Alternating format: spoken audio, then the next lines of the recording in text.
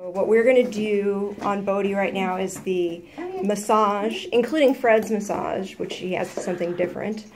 And then we're going to do tail traction and hanging traction. So we're going to start out with the massage. Okay. So I think that they were doing a really good job with massage. They just did it differently from each other. So Alex was doing a little more long strokes along the spine, applying a moderate pressure, which I think is good too. Jo Mara was doing a little more wider kind of strokes out here and more kind of pressing and coming in, manual techniques like this, and either of those are okay. But some of your guys' questions were how close to the spine or how far away from the spine to go, and I think you could do both, especially at this part of the dog. This is all paraspinal muscles, like I'm touching muscles all the way from here to here. So here it's a bunch of other, you know, lats and all sorts of other muscles, but here these are still the paraspinals. So in terms of how wide to go, if you stay, you know, more narrow, and there's a million techniques. Right now I'm doing just kind of little circles on either side of the spine. Well, we want to go kind of slowly, not really kind of rushed. Exactly, because I really want to get to pretty much each spinal segment. And then I can tell, oh, there's more tension there, like I just felt with, you know, with Bodhi, and so that means maybe I need to spend, you know, a little more time there. So circles, and then like we talked about, I think doing it a little wider at this part of them, because these are all paraspinal muscles too. Okay. And the way that you would massage the hamstring, because we talked about that. So what I really think you guys are doing a good job of, so you can come all the way from your spine. Really important in all of these guys to massage their sacrum and their pelvis itself, right up by the tail base.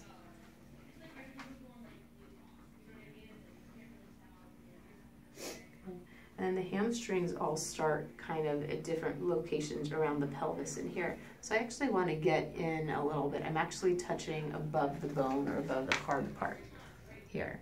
And I'm starting the stretch here. And then I'm going to the muscle belly. For all the muscle bellies So circles here. As well as strokes. Circles, strokes, pressure points. These are all three different ways that you guys can use it. But I want to make sure for the hamstrings, you guys continue all the way into this structure right here, which is the Achilles tendon of the dog. For the hamstrings, and come all the way and get right here where it attaches. Because then you're having a really complete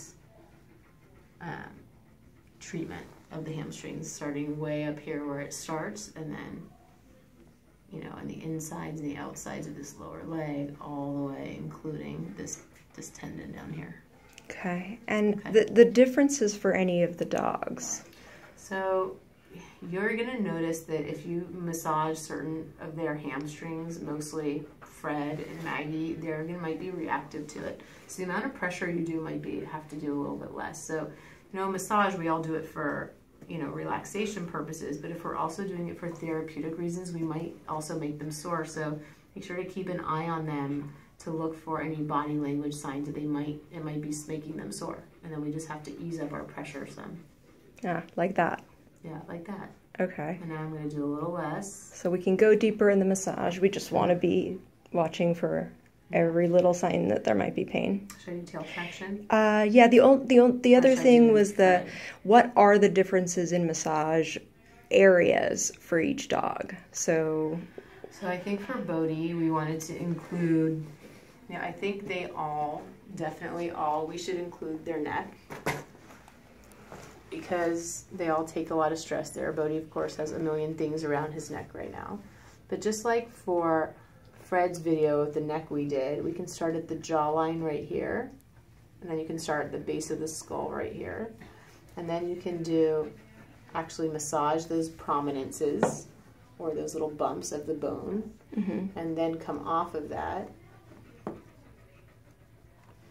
and move along the sides of the neck.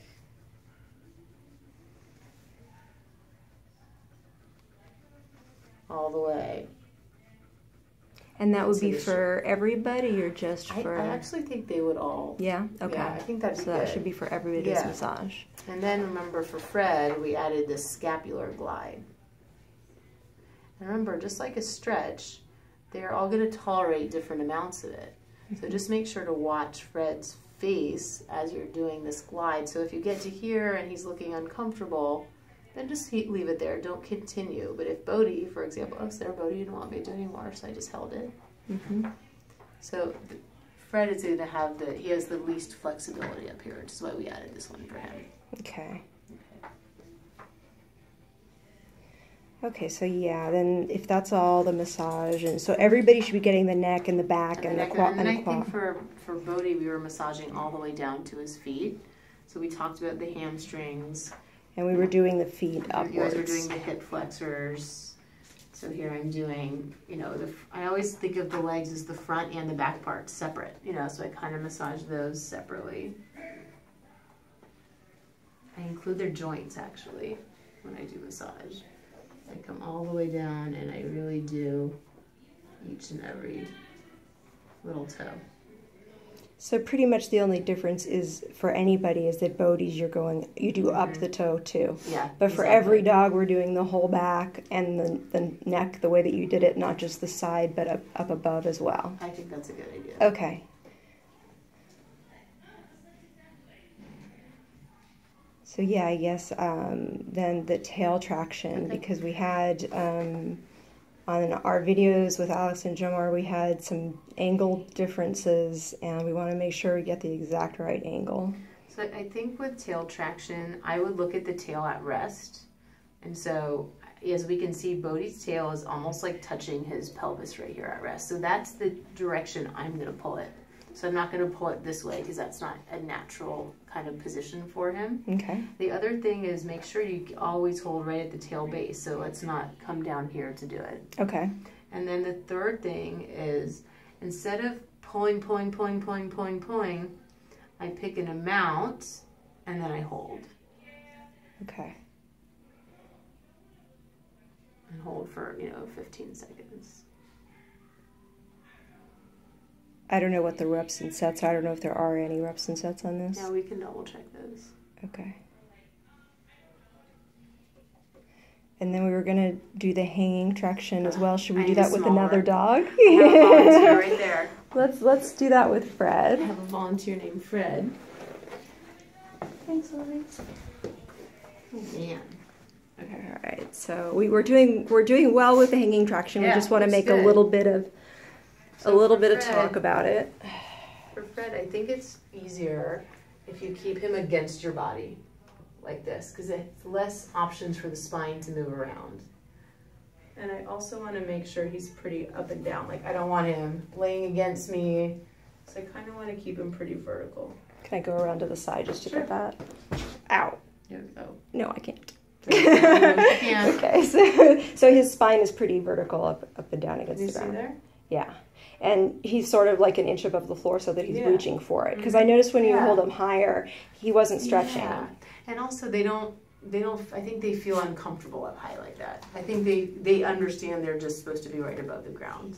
It's more natural. Okay. So that was it for this video, right? Yeah.